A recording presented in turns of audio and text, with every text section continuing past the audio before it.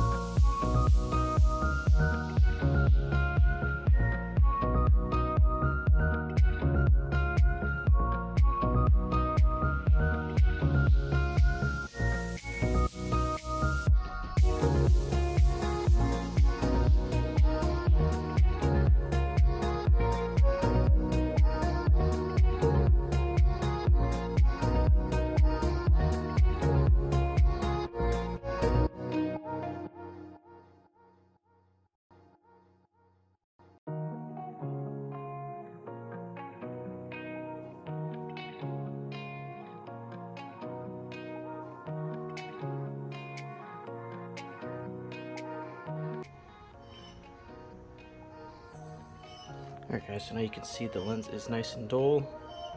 All the scratches are gone. Still a little bit of fine scratches. You got a little bit of micro cracking happening right here, but nothing crazy. So let's go ahead and put the masking paper on and get ready to spray it.